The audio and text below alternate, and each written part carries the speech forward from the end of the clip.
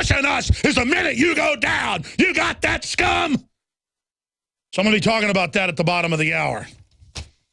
And I'm telling you what's going on right now is the people know we're all in danger. The people look at their kids. I don't care if they're a cop or a bureaucrat or even a social worker or an FBI agent or a Secret Service agent.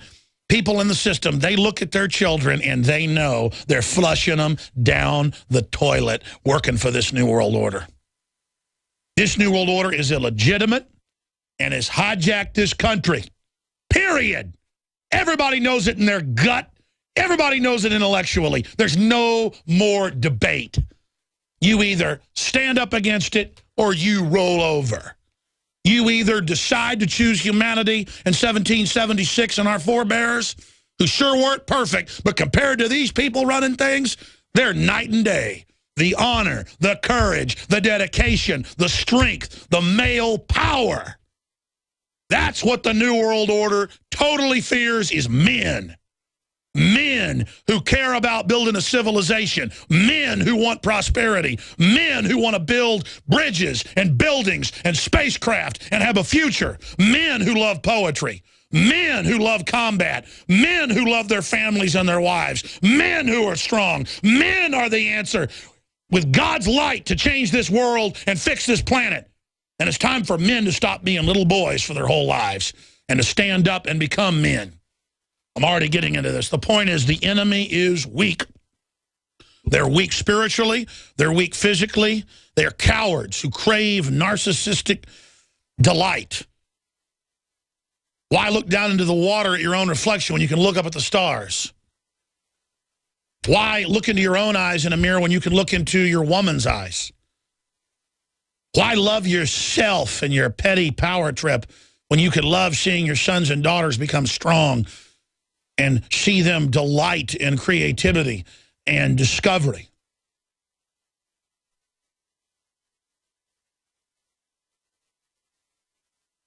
We're going to be breaking all that down today. Max Kaiser is coming on.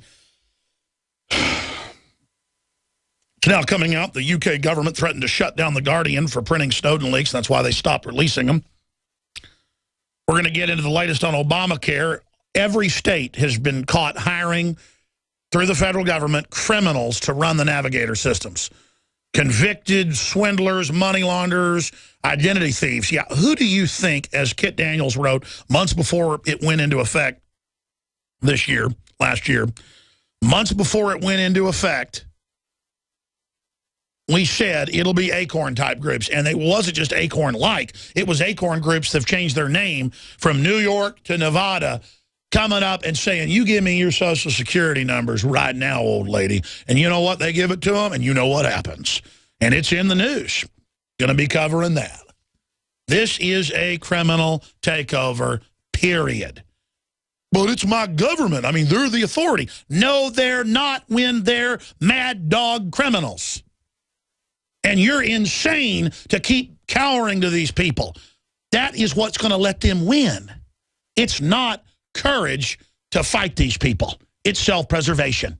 It's blind, stupid courage to roll over to these people. Because that's what you better fear.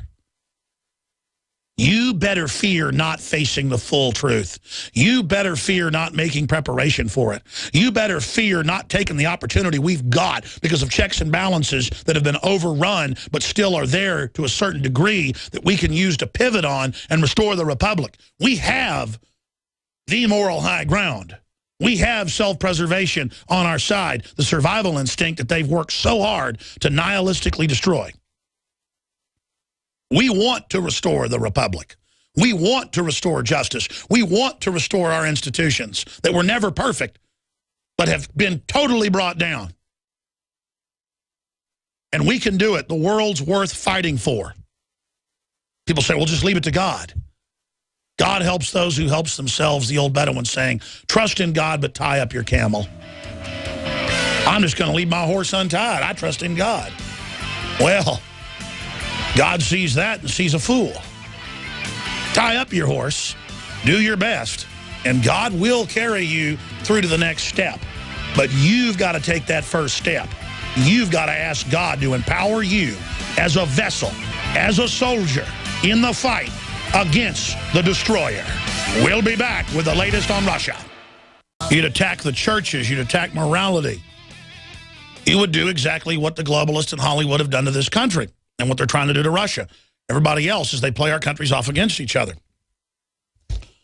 Just like in From Russia with Love, the James Bond movie written by the MI6 spy Ian Fleming. The two Chinese fighting fish, one kills the other's weak, then the third smarter one comes in for the kill. That's what the New World Order does, up above us, playing us off against each other. Study, small nuclear war would destroy the world. That's in CBS News, in amongst the news and sports.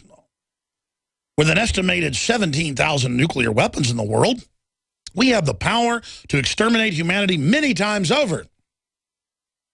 But it wouldn't take a full-scale nuclear war to make Earth uninhabitable, reports Live Science.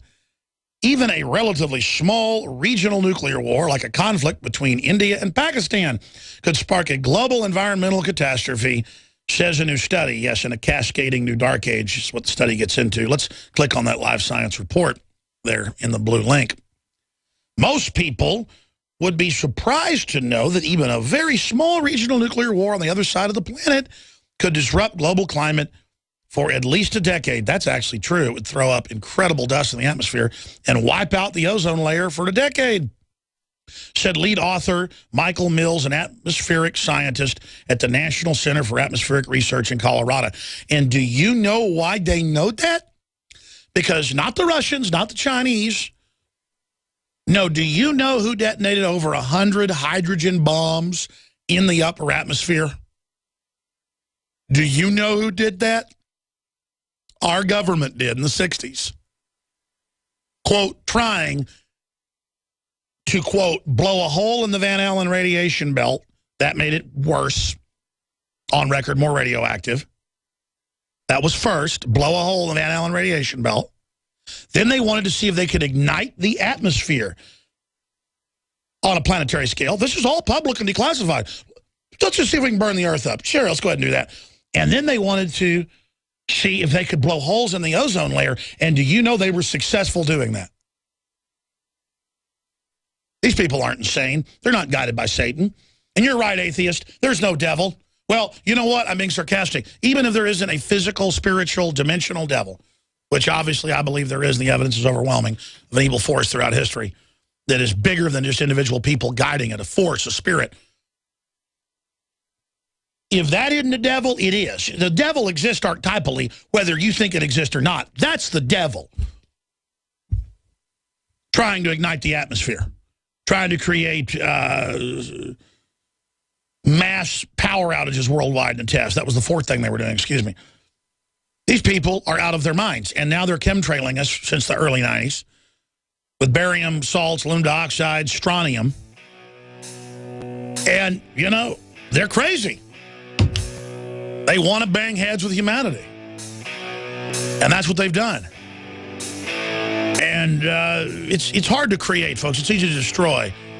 And I don't even see any creativity in their destruction. I don't see creative destruction here. I see just destruction, stinking, ugly destruction. We'll be right back with the latest on Russia. Stay with us. Haven't got to that yet. We're on the march.